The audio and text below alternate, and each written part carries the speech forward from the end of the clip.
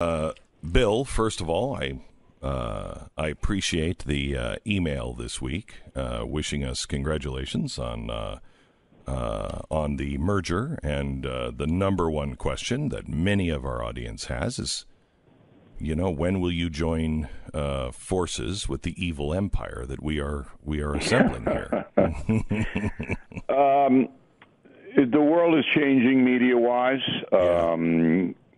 I get ratings, cable news ratings, and network news ratings every day. Yeah, I know.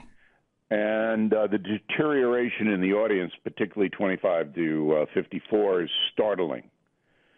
Americans are not getting what they want from television news overall. I've seen some of the ratings on CNN, and the ratings on CNN for 25-54 are lower than the ratings we used to have when we were struggling over on headline news. I mean, it's bleak. It's bleak. So I think consolidating your power on the Blaze with CRTV is a good, smart move. Yeah. It's all about having a vehicle that's different and then letting the folks decide what they'd like to watch. And also creating something, I think, that does not tell people what to say, what to do, what to think, how to produce their show. Just produce your show. And you got to get good people, and you also have to have distribution. That is the key. So at this point in my career, we're doing very well on BillO'Reilly.com, better than I ever thought. Mm-hmm. And I'm going to just wait and see. Mm-hmm. What happens in the next few months. Anything could happen with me. I mean, I'm open to a lot of possibilities. You never know. We've also hired a new negotiating firm, Vito and Vito. I like Vito, and I'm glad he's on parole. Oh, you're going to love him. You're going to love him. He's out. All right. Bill, tell me here in about a minute and a half that we have, your thoughts on the George Bush funeral this week. Okay, before I get to that, and when we come back, I hope we can talk about the column I wrote on religion and clerics speaking, sermonizing in churches. I hope you read that, because I want to know what you think about what I said. All right. Okay, the funeral of Bush the Elder, very, very positive for America. Shows the world that the country admires patriotism and honesty. And certainly those attributes were part of the Bush the Elder's appeal. Obviously the cable news, it took about 30 seconds after the funeral in Washington was over for them to begin tearing up again and misbehaving. Can't stop it. It's an epidemic. It's disgusting. But I thought the Bush family and the whole presentation was a big plus for the country. What do you think George Bush, in the end, George H.W. Bush, will be remembered for? Being a decent man.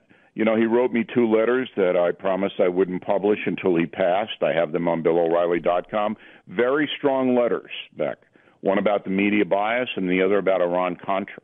And I hope all your listeners will go there and read those letters. Mm-hmm. He was an honest man, but fundamentally a decent, kind man. I agree. I had a nice correspondence with him. I agree. Bill O'Reilly, we're going to talk about his really powerful op-ed, "O Come All Ye Faithful," when we come back.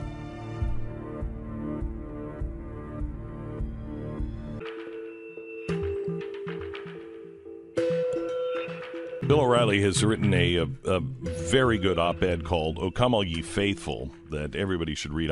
Bill, if I may, I just want to quote a couple of parts of it. "The faithful are not coming, at least not the way they once did. Churches and synagogues are seeing declining weekly attendance as America becomes a devoted secular nation. The winds of change have not been kind to the spiritual, even as the Christmas season is upon us once again. Much of the diminishment of religion comes from the media, who often marginalizes people of faith, portraying them as zealots who intrude on the rights of others. For example, LGBT progress is met with parades. Those who promote biblical beliefs are accused of bigotry and shunned by some. On the subject of abortion, if you stand to protect innocent life, then you're a hater of women, not worthy of being taken seriously. Tough to fight that so many millions of folks won't even try, and some of them are supposed to be religious leaders. Centuries of Irish Catholic tradition compel me to attend weekly Mass, even though it's not always a rewarding experience. That's a pretty brave thing to say as somebody who is faithful, but I think a lot of Americans feel the same way. I go, and sometimes it's like, what are you talking about? Why aren't we talking about real things? Bill. Yeah, I mean, I wrote a book called Killing Jesus, and the reason that Jesus had thousands of people following him around was because he stood up on a big rock and gave sermons that moved them as human beings. And the sermons were very explicit in here's what you do if you want to earn the kingdom of heaven. Here's what you got to do. And it wasn't like, don't do. All right? There were a few times when Jesus of Nazareth did that, but very few. It was, this is what you have to do. So now I'm going to church, and I'm listening to some priest tell me about the mustard seed. I got it. It fell on fallow ground and didn't grow up. I got it. Tell me what I should do when my kid is addicted to a machine in his hand where he can access evil in less than 10 seconds. All right, let's deal with something that promotes evil in the easiest way in civilization. How about we deal with that a little bit? How would Jesus see that? And you get nothing, zero, nothing even close where you could take it home and discuss it with your kids, with other people. And the average age of my church, people go to Mass every Sunday, is about 80. Kids, I drag my kids, but I got to drag them. Because they sit there and the priest up there droning on and on and on and on about nothing that relates to contemporary life. And that was the column. And I'm saying, look, if you people in the churches and synagogues and all of that, if you want people to become spiritual, you've got to help them. And we're not getting the help back. Bill, I'm rereading How to Win Friends and Influence People. And I read that when I was a kid because my dad forced me to read it. And so I kind of read it like, I got to read that stupid book. And I know what it said, and, because my dad did a lesson afterwards, et cetera, et cetera. But I haven't read it, I think, since I was maybe 20. And I just read it again, and I'm going back to read it again and really take it apart because it really has all of the answers that we're looking for.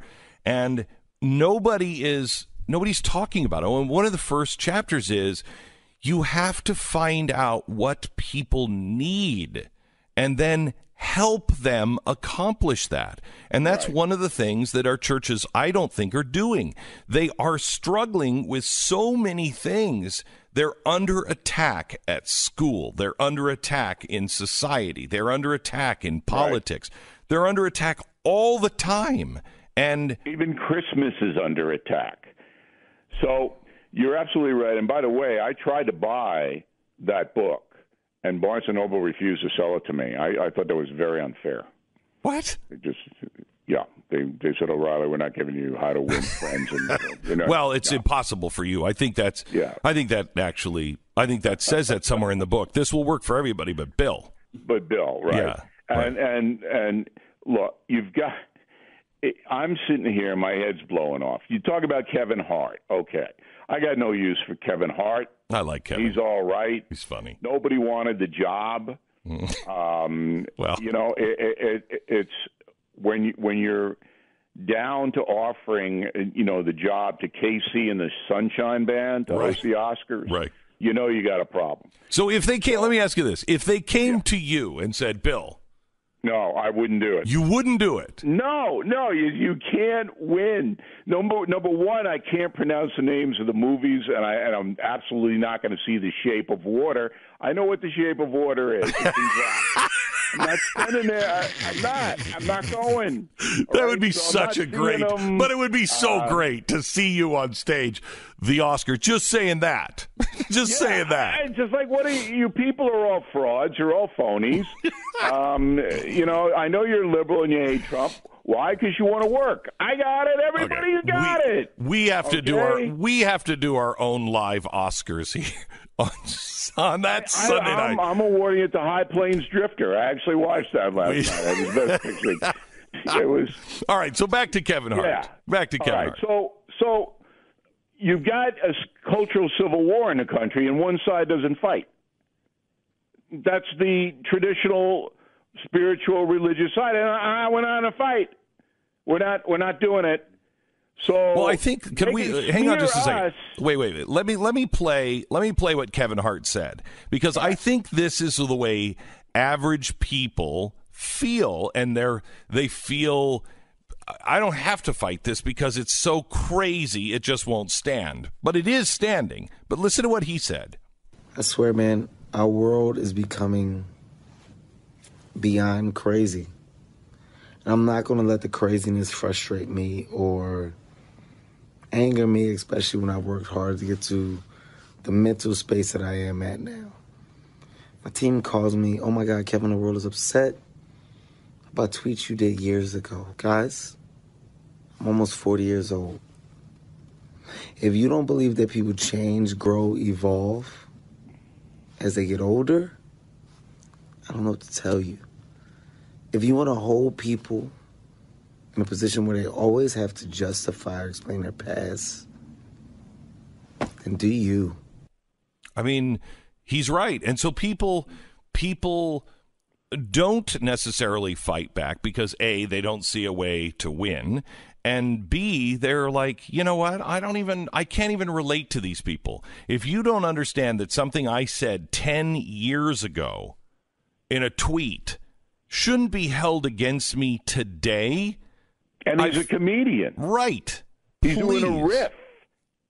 But that's a cop-out, though, Beck. I mean, to say, I don't want to really do it.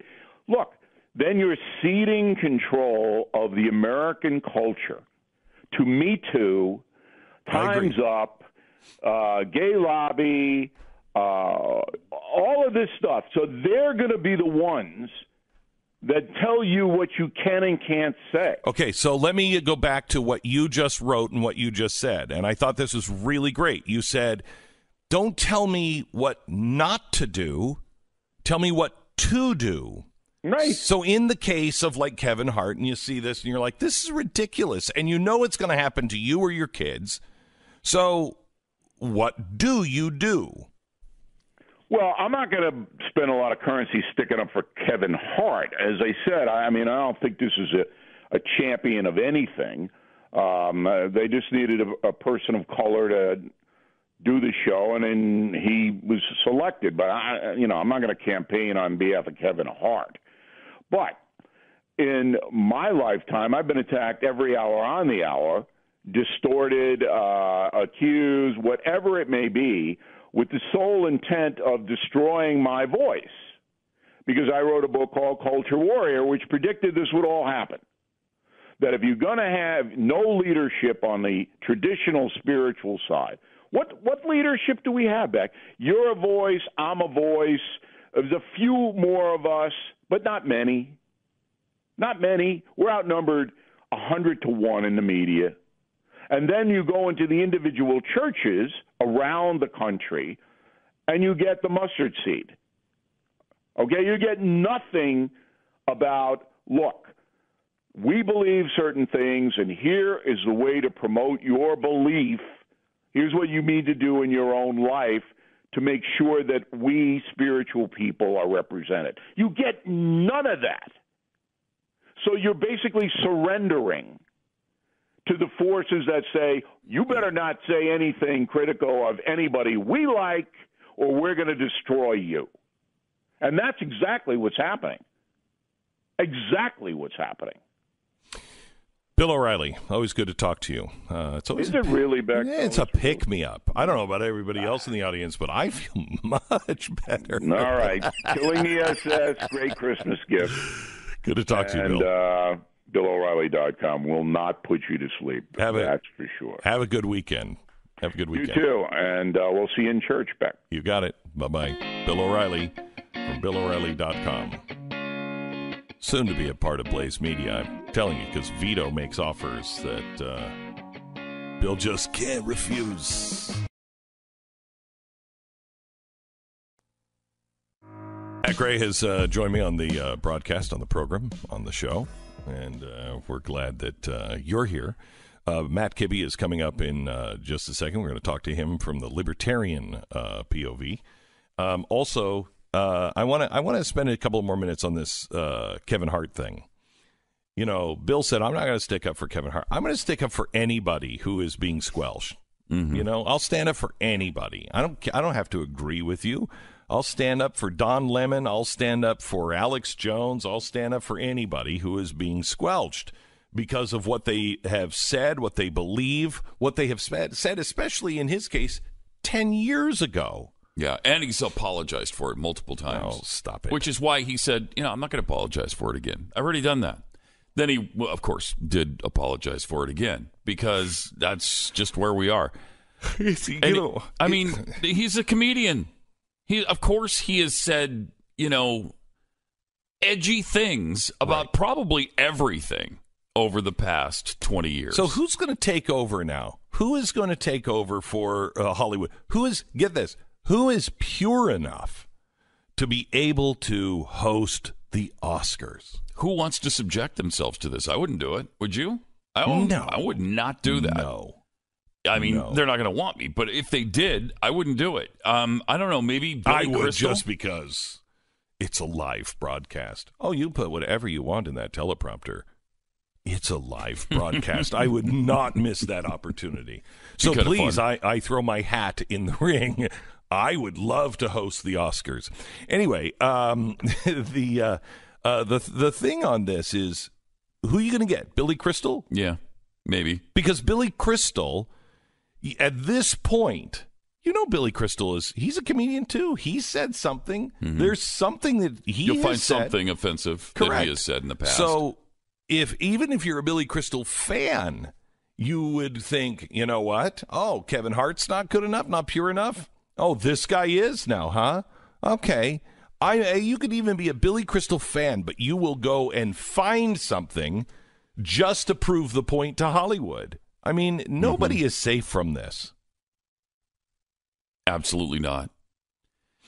The LGBTQIA2 quilt bag people are just so powerful at this point that if you don't just fall into lockstep with everything they've ever said, done, felt, or thought, you're... Well, no, you can't. You're done. No. You can't fall into everything they've said or thought or felt. You have to fall into what they're feeling, saying, or thinking today. Right now. Absolutely. Yesterday's not good enough. Yeah. Yesterday is just not good enough.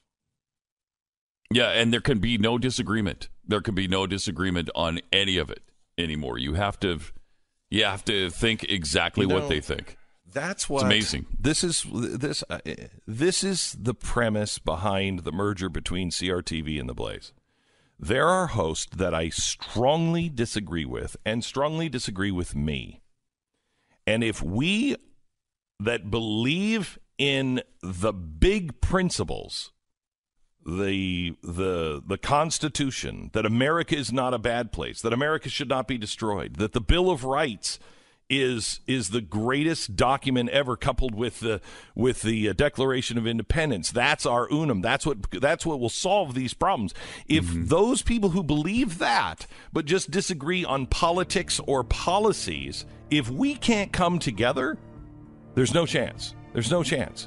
We must put our petty differences aside and look at the big principles and come together and stand together and be able to have a reasonable discussion with people we disagree with.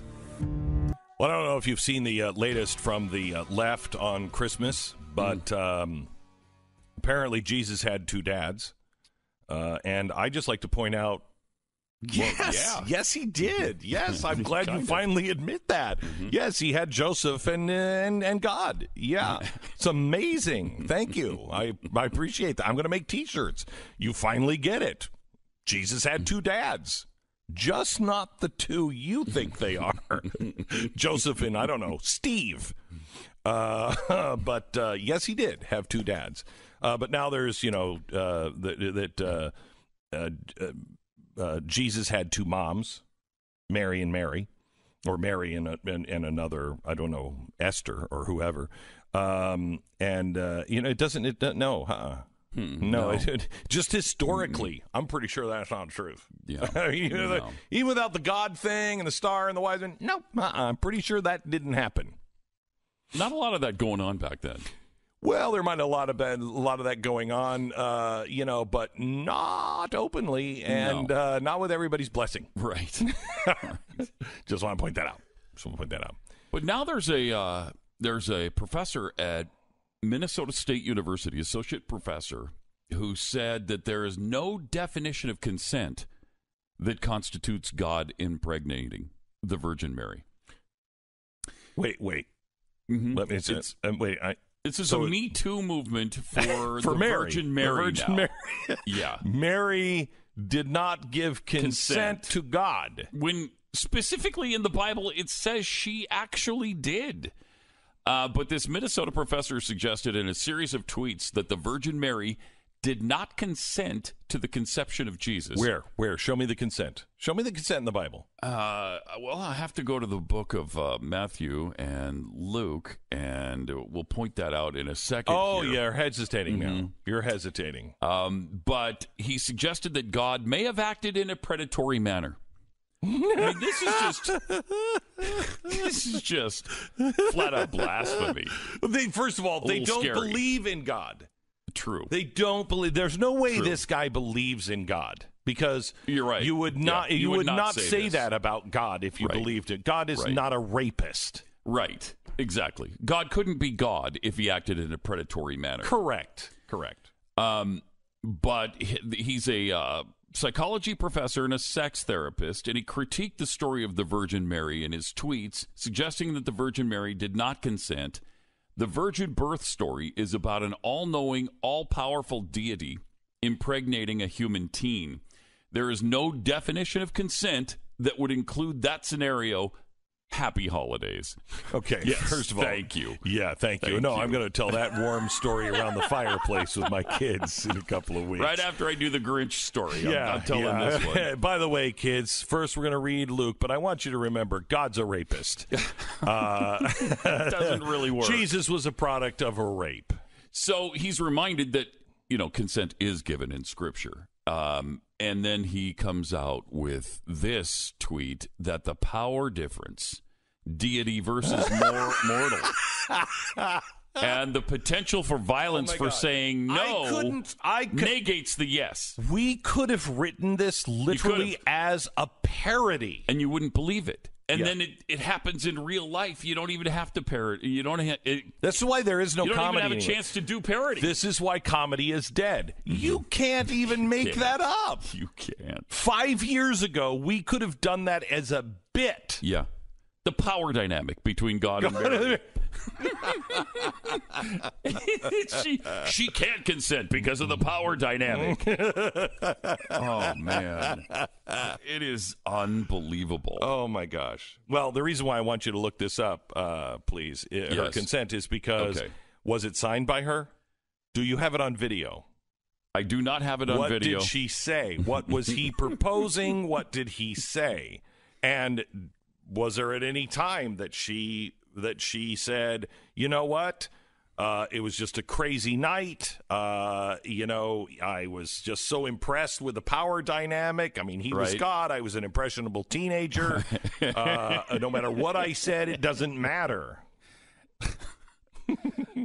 He made me say yes. Okay, so let's see. Go ahead. Go looking. ahead. I want to find the contract. I'm looking. Does it need to be in triplicate? Yeah. I prefer it in video. Okay, so I'm looking at the King James version. So if you want to take go ahead. No, you're that, white power. Go ahead. Let's see. Yeah. Okay. You see your I'm looking signature for anywhere? See any signatures? There's no signature. There's no signature. There's no signature. No. It's not signed in so duplicate or triplicate. This is just, man, that changes everything. That changes the story of Christmas entirely. Yeah, it really does. Kind of takes the ho out of the holidays. It really does. There is no signature page here, though. Wow. And there is no video, and there's no recording of it. Well, other than the written. And by the way, it was the Holy Spirit. It wasn't even God. He had some. All right. It's the Holy Spirit's like, some. I don't even know who he is. I mean, who's that guy? I mean, like the attorney. He coming down trying to He's like Cohen. Is that who he is? Michael Cohen? I don't know. We don't know. There's no. Had he even been to law school? Had he been to law school? Was it all legally handled? I don't think so. I don't think so. Mary was coerced. Unbelievable. It's absolutely unbelievable. You really can't make it up. No, I know. It doesn't even have time to be an SNL skit. And how do you build on that to make it crazier? This is the problem that comedians are facing. Mm-hmm. You say the idea is you take something and then you take it to the nth degree. That used to be easy. And then it becomes funny. Yeah. But when the nth degree is the reality. Right. Well, like 10 years ago, I could have said, yeah, and you know what's next? Donald Trump's going to be president. And it would have been funny 10 years ago. But when that's your reality, you got no place to go. You have no place to go. When they're saying Mary didn't consent and she was underage. Well, I think the age disparity between Mary and God is pretty big. Yeah, I think it's wide disparity. It's pretty wide. Mm-hmm. Calling him a cradle robber isn't going far enough.